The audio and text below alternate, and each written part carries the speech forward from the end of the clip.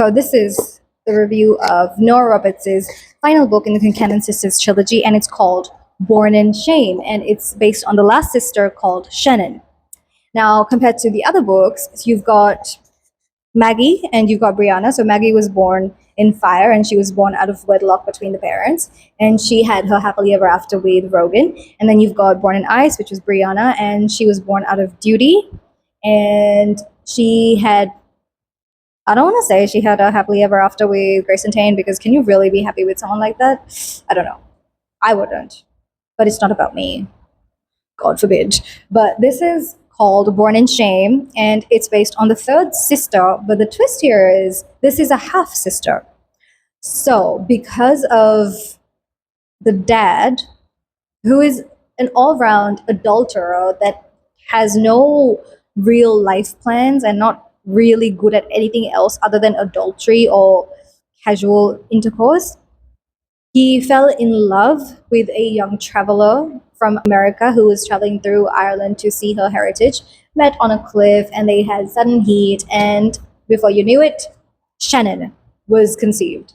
And because of the fact that he was already married and she was going back to America, they were never able to actually have a relationship. They weren't able to see this girl grow up, and the dad died, and Shannon's mom died, and then she found out the truth. And she was like, I'm going to go see the remainder of this family, because Brianna sent a message saying, you know what, come through. We've got family here. We'd love to meet you because you're family as well. And the moment she landed, we kind of see there's like a different trajectory of this particular book, because the other ones really moved along on the career, personal development, those kinds of things. But the main theme here in this book is magic, fate, and destiny. So the first day that she comes to Ireland, she dreams. She has this dream about this guy on a horse and someone else that's like sleeping in this particular place, and she sees this guy, and she sees a person that looks just like this guy, and his name is Murphy. So Murphy is like a family friend. He lives on the farm next door to Brianna and to Maggie. Kind of locks eyes with him. She sees a bit of familiarity, but Murphy is awestruck. And the reason Murphy is awestruck is because this is the one for him. He's seen her in his dreams since he was small. He knows the entire whatever is going on, and he's a little aggressive in his pursuit of Shannon. He's like, no, I know what this is meant to be. I know what you want. I am the person you're looking for, blah, blah, blah. This was written ages ago. Don't buy Destiny. The whole shebang. And she gets into it. She's excited. She feels the heat, as you do in a Nora Roberts book. We all feel the heat. And she continues to fight it, because she's like, no, my life is in New York. I'm just making partner. I've got this career. I have a home to go back to. But the catch is she's an artist, just like Maggie, just like Brianna. She has art in her soul. And I think it's just passed down through genetics from the dad, who was useless, except for adultery, because he did that really great. And she loves to paint, and she's really good at it. She captures things, and she draws emotions. Whatever she draws, emotions pour out into her canvas. And so that's how eventually, like, she's able to stay, and she kind of works together in the family to make this happen. But my likes and dislikes of this book compared to the other books is the fact that, so the likes, I'll go ahead with the likes. The chemistry between the two are really good. There's a lot more communication, more understanding. They're on equal levels. There's no I'm better than you, you're better than me. It's equals. There's an appreciation for each other. She sees how much he works to bring his farm to life, to make all this effort to, he's the sole farmer. He makes all of this happen, and he's successful, and he's grounded. And then he's appreciative of her, because he sees her paint, and he sees everything that she's poured into her canvas, and he appreciates all of that. He also appreciates the struggles that she's been through, kind of makes her understand that there's a bigger purpose, there's more things for her in this life, and it's a balanced relationship. And then you get the fact that he's always in her corner, no matter what it is, whether it's against Maeve or whether if it's against Brianna or Maggie, he's in her corner. he's always doing what he can for her. And she doesn't get swept up in it. She takes it gradually, and they work together and just like finding out whether this is for them or not. And in the last few chapters, whatever, she kind of understands that this special place that they've been to, and the she finishes her story that she sees in her dreams all the time. She finishes it. She realizes this is our destiny.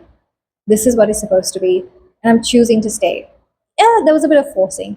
It's not as bad as the relationship between Brianna and Grayson, but there was a little bit of forcing on Murphy's side, because he said, "Then what are you? What is this? Like, what are you going to fight against it? You know that the story in your head is real. You know this brooch or whatever is supposed to be. You know what's meant for you is meant for you." And yeah, so at the end of it, she discovers herself. I don't think Murphy grew as a person at the end of it, which is a real shame, because everyone else in the books, like even Grayson, God forbid Grayson, even he kind of grew in these books. And I feel like more of the change was done for Shannon, but mostly because she was lost. She was a lost soul. She had lost both her parents within the same year. She'd found a new family. She's going through changes in her professional life. She doesn't know whether she wants to do her job, whether she wants to be an artist or whatever. So she's going through all these changes, and she's thinking, what if this is too much? What if I'm taking on too much? And then the pushing by Murphy kind of settles her. But she also sees that there are two sisters. She's lost both her parents, but she's gained this whole family, because she's now got Maggie and Rogan, who take care of her. She's got Brianna and Grayson, who are like friends to her.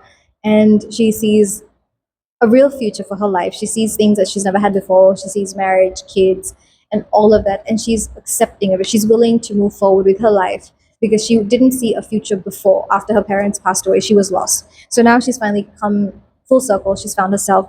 And this book ties in the other two relationships as well. So now in this book, you see Maggie and Rogan have their first kid, and they're going on to their second one. You see in this one, you've got Grayson and Brianna. They've got their first baby as well, and they're kind of expanding their B&B, and they're moving in different ways. Everyone's moving forward in their life, so it really wraps up this everyone else's stories. Maeve is happier, which I don't know if she deserves to be.